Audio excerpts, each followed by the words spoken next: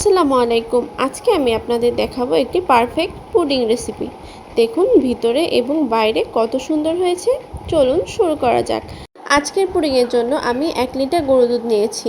আমি এই যে জ্বালাচ্ছি উতাল খাইয়ে এটাকে টানাবো। দেখুন আমি 3 ভাগের 1 ভাগ টানিয়ে ফেলেছি। এই যে দেখুন, দুধ যত ঘন হবে তত পুডিংটির টেস্ট হবে, তাই ঘন দুধ দিয়ে বানানোর চেষ্টা করবেন। তারপরে চলে গেলাম আমরা ক্যারামেল বানানোর জন্য। আমি পুডিংয়ের বাটি সরাসরি চুলার উপর দিয়ে বানিয়ে থাকি, এতে আরও সহজ হয়। আপনারা ফার্স্টে চিনি দিবেন, দিয়ে একটু পানি দিয়ে দিবেন, পরে হালকা করে চুলার জাল ধরিয়ে দিবেন টিপ টিপভাবে, তারপরে হালকা নাড়িয়ে অপেক্ষা করতে থাকবেন। বাদামি কালার হয়ে গেলে আপনাদের ক্যারামেলটি হয়ে আসবে। এটি আমার নতুন পেজ, তাই বেশি ফলোয়ার্স এবং সাবস্ক্রাইবার নেই। আপনাদের রিকোয়েস্ট থাকবে আমার পেজে এবং ইউটিউব চ্যানেলে সাবস্ক্রাইব করে দেওয়ার জন্য, যাতে আমি উৎসাহ হয়ে আরও আপনাদের জন্য ভিডিও বানাতে পারি। আমার নতুন চ্যানেলটি উপরে উঠায় দেওয়ার জন্য আপনাদের কাছে অনেক অনেক রিকোয়েস্ট থাকবে এবং ভিডিওটাতে একটা লাইক কমেন্ট করে দিবেন। এই যে হয়ে এসেছে, আস্তে আস্তে আমার ক্যারামেলটি বাদামি কালার হয়ে আসছে। এই মুহূর্তে আমি চুলাটা নিভিয়ে দিয়েছি। বাটিতে যেই তাপ আছে তাতেই ক্যারামেলটা সম্পূর্ণ হয়ে আসবে, না হলে চুলা জ্বালানো থাকলে ক্যারামেলটা পুড়ে যাওয়ার সম্ভাবনা থাকে। এই যে দেখুন হয়ে আসছে একদম পারফেক্টলিভাবে। আপনারা বাসায় এভাবেই ট্রাই করবেন, তাহলে আপনাদের ক্যারামেলটি পারফেক্ট হবে এবং পুড়ে যাবে না। এবার আমি একটু নাড়িয়ে চাড়িয়ে সব জায়গায় লাগিয়ে নিচ্ছি। যারা যারা আমার ভিডিও দেখছেন তাদের কাছে আবার রিকোয়েস্ট থাকবে আমার চ্যানেলটিকে সাবস্ক্রাইব করে দেওয়ার জন্য এবং ফেসবুক পেজে একটা ফলো দেওয়ার জন্য, যাতে আমি শুধুমাত্র আপনাদের জন্যই কাজ করতে পারি। তারপর চলে যাব ডিম রেডি করতে। এই পর্যায়ে আমি 3টা ডিম ব্যবহার করছি, কারণ আমার 1 লিটার দুধ জ্বালিয়ে আমি একটু কম করে নিয়েছি, এই কারণে 3টা ডিম দিলেই হয়ে যাবে।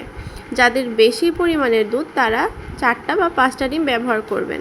তারপর 2.5 চামচ চিনি দিয়ে দিলাম। চিনি দেওয়ার পরে চিনিটা যাতে ভালো করে মিক্স হয়, এই কারণে আমি কাঁটা চামচ দিয়ে ভালো করে মেশাচ্ছি।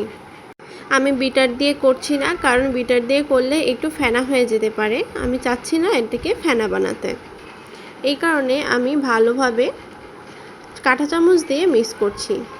আমার ভিডিওটা যাদের ভালো লাগবে অবশ্যই একটা লাইক দিয়ে দিবেন। এই যে আমার মিক্স করা শেষ। এরপর আমি 1 মুটকি ভ্যানিলা এসেন্স দিয়ে দিলাম।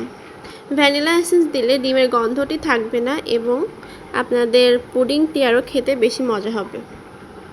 এরপর আমি দিয়ে দিলাম গুঁড়ো দুধ। গুঁড়ো দুধ আপনারা স্কিপও করতে পারেন যদি আপনাদের দুধটি বেশি ঘন হয়, কিন্তু গুঁড়ো দুধ দিলে পুডিংটা বেশি ভালো হবে, তাই গুঁড়ো দুধ দেওয়া ভালো। তারপর আমি গুঁড়ো দুধটা ভালোভাবে মিশিয়ে নিচ্ছি। মেশানো হয়ে গেছে। এরপর আমি যেই জ্বালানো দুধটুকু ছিল সম্পূর্ণটি আস্তে আস্তে করে মিশিয়ে দিয়ে দিব। যে দেখুন কিভাবে মেশাচ্ছি, ঢালবেন এবং চামচ দিয়ে নাড়াতে থাকবেন।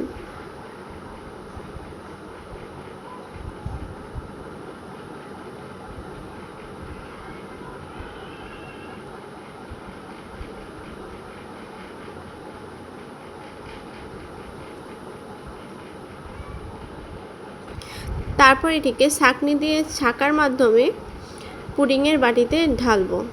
এই যে দেখুন বড় একটা ছাঁকনি নিয়েছি। ছাঁকনি দিয়ে যদি আপনারা ছাঁকেন তাহলে গুঁড়ো দুধের যে দলাটুকু যদি থেকেও যায় তাহলে থাকবে না, পুডিংয়ের ভিতর দানা দানাও থাকবে না। দেখুন আমি কিভাবে করছি, আপনারা এভাবেই করবেন, তাহলে আপনাদের পুডিং আরও বেশি ভালো হবে।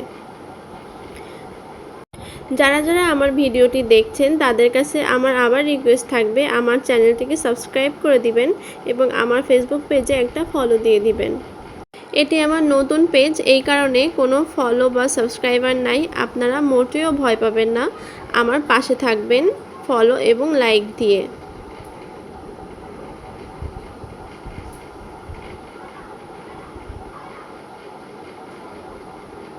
দেখুন আমি কিভাবে করছি, এভাবেই করবেন, তাহলে অনেক ভালো হবে।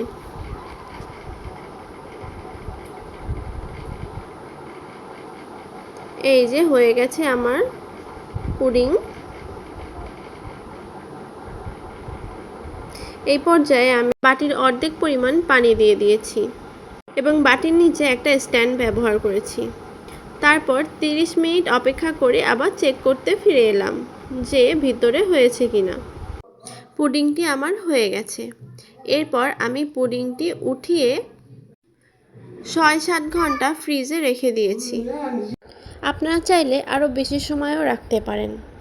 তারপর আমি ফ্রিজ থেকে বের করার পর দেখেন আমার পুডিংয়ের থিকনেসটা কেমন হয়েছে। অনেক সুন্দর থিকনেস হয়েছে। তারপর ওঠানোর আগে ছুরি দিয়ে 4-5টা ছাড়িয়ে নেবেন, তাহলে আপনাদের পুডিংটি খুব ভালোভাবে উঠে আসবে, না হলে বাটিতে লেগে যাওয়ার সম্ভাবনা থাকে। এই যে ঠিক এভাবেই আপনারা উবুর করে পুডিংটি ঢেলে দিবেন। এই যে দেখুন কত সুন্দর করে ঢালছি আমরা। এই যে একদম পারফেক্ট পুডিং হয়েছে। এটার কালারটাও অনেক সুন্দর হয়েছে।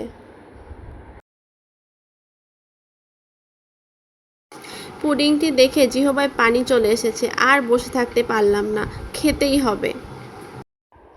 আপনাদের যাদের যাদের আমার ভিডিওটি ভালো লেগেছে অবশ্যই লাইক, কমেন্ট, শেয়ার করবেন এবং আমার ফেসবুক পেজে একটু ফলো দিয়ে দিবেন। আমার ইউটিউব চ্যানেলে সাবস্ক্রাইব করে দিবেন এবং অন্য ভিডিওগুলোও দেখবেন। দেখুন ভিতরে কত সুন্দর হয়েছে, পুরা টম অ্যান্ড জেরি পুডিংয়ের মতো, অনেক সুন্দর।